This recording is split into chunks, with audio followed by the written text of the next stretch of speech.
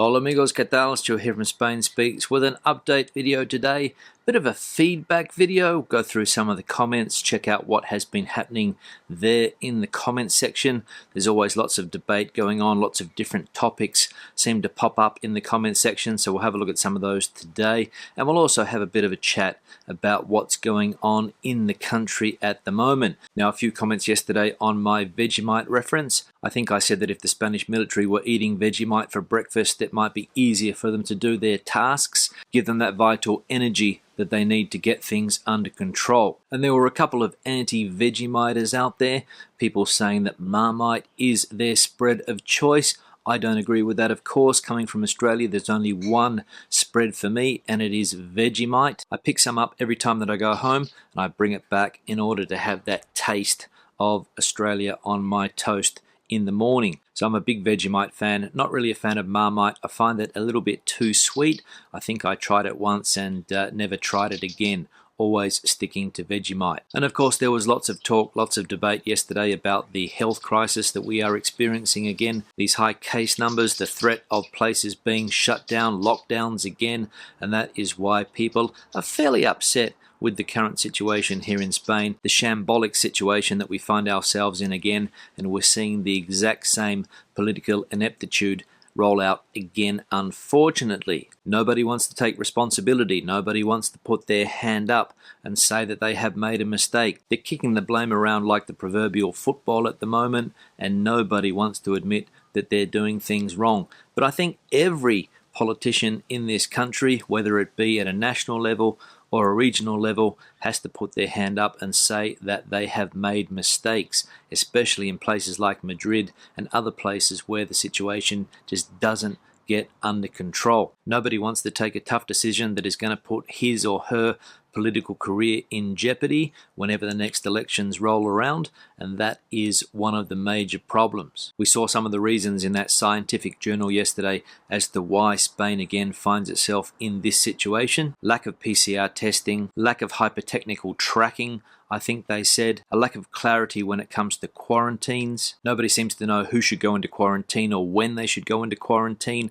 A lot of people that should be in quarantine are not adhering to it, and really it just comes down to political incompetence at all levels here in the country at the moment. And that's the point that was also raised in an article in the New York Times by an author called David Jimenez, who is very critical of Spain and the political system that we have here. This guy really loves to give politicians and the system here in Spain a whack. People sometimes accuse me of Spain bashing, but what this guy says takes it to a whole new level, and I'm not even in the game. He says that politicians in Spain have no reason to strive for excellence because people vote for parties like they support football teams. If you're a Real Madrid supporter, you hate Barcelona, and if you're a Barcelona supporter, you hate Real Madrid. And if you follow Atletico de Madrid, you hate Real Madrid even more. And a lot of people that vote for the PP are fanatics. A lot of people that vote for the PSOE party, the PSOE party, are also fanatics, and they're always going to vote for the party. And politicians, of course, know that this is how the system works, know that they're always going to have that loyal fan base out there that's going to get them over the line in an election, and there's not a lot of accountability going on either. So they don't need to strive for excellence, and people accept mediocrity. But as a famous philosopher once said, we have the politicians that we deserve. And it is one of the problems that we have in this country, and you can see it at a regional level how this happens when people vote for the same party again and again and again. For example, in the Madrid community, the Partido Popular has been in power since 1995. So 25 years of continuous governance. And the politicians, of course, they come and go. They change the president quite often. The one that we have in power at the moment, Ms. Ayuso, has only been in power since the last elections. Before that, there was another person there. Before that, there was another person. There's been numerous changes of presidents, especially in recent times here in the Madrid community. At the beginning of the democratic period, it was quite stable.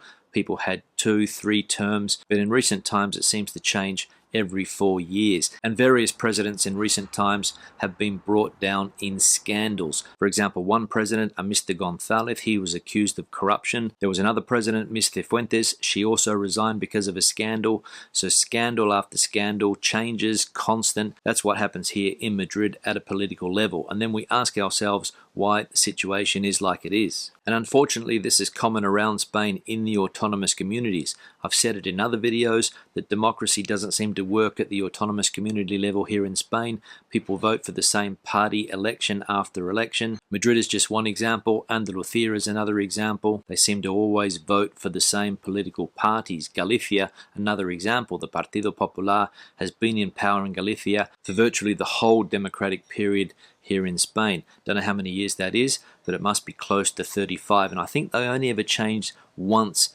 in that time, where they had a socialist government in power for 3 or 4 years. But the rest, always the Partido Popular. Now, another thing that popped up in a few comments was my accent, the way that I speak. Some people point out that I have an inflection at the end of some sentences, and it is a fairly common thing in Australia, and actually it's a common thing around the world as well. It's not unique to Australia. I think they call it upspeak, and it's fairly common also in some parts of the United States. And I mentioned yesterday that there have been various comments over the last few months of people saying that I speak like this, that I do have that inflection at the end of those sentences, and some people said that they found it annoying, but unfortunately it is what it is, and it's very hard for me to change. I think the most important thing is that people understand what I say, that I'm able to get across to people what I want to say in a clear way so that people understand. And in my opinion, accent is secondary. As long as you make yourself understood, that the people listening to you understand what you're trying to say, I think that is the most important thing. If you have an accent that's so strong and people can't understand what you are saying, that's when it starts to become a bit of a problem. And there are plenty of accents out there in the English-speaking world where it is difficult to understand what people are trying to say. But I think I'd say that my accent is fairly neutral because I've been living here for a long time. And of course, I have to make myself understood in the classroom with people that don't speak English as a first language. And another comment that caught my attention was about the country Uruguay. Somebody said that Uruguay is a country that has handled this whole pandemic business very, very well, and not many people mention the Uruguayan success story handling the COVID-19 crisis. And I checked it out, and Uruguay does seem to have done a very, very good job, but nobody seems to be paying any attention to it. Everybody talks about New Zealand, everybody talks about the Asian countries, everybody talks about the north of Europe having done well, but very few people mention Uruguay. I wonder why that is. Uruguay seems to be a country that slips under people's radars. Maybe it's because it's so small, maybe it's because it's got a lot of bigger countries around it that take up more attention. Argentina, for example, Brazil, probably those bigger countries hog all the limelight, and Uruguay doesn't get much of a mention. But apparently they're doing very, very well, and maybe a country like Spain should look at Uruguay, see what they're doing well, and maybe try to implement some of the things in order to improve the situation here. And Uruguay is also a country that has legalized marijuana, so maybe that's one of the reasons why they're thinking so clearly and they're able to get this situation under control, the legalization of marijuana. Everybody smoking pot down there means that they might have more clarity and they're able to take better decisions. And as we know, we're coming up to the 200-day mark. Somebody asked me if there's going to be any type of celebration. Well, to be honest, I don't know. I'll probably celebrate this like I celebrated the 100-day mark. Bit of cake, a few streamers, maybe a party hat or something like that. It's not going to be a big celebration. There's nothing to celebrate at the moment.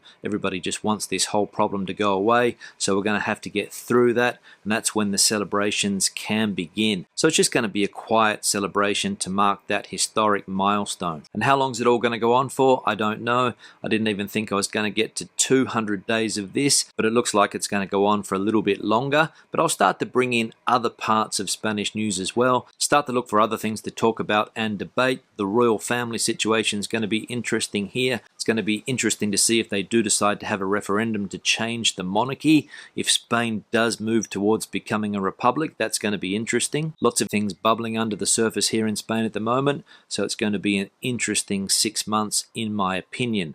On that note, I'll start to wrap the video up. Questions and comments, please leave them in the section below. Debate the situation out as you normally do. Give the video a thumbs up if you liked it, thumbs down if you didn't. I'll see you in the next one. Hasta luego.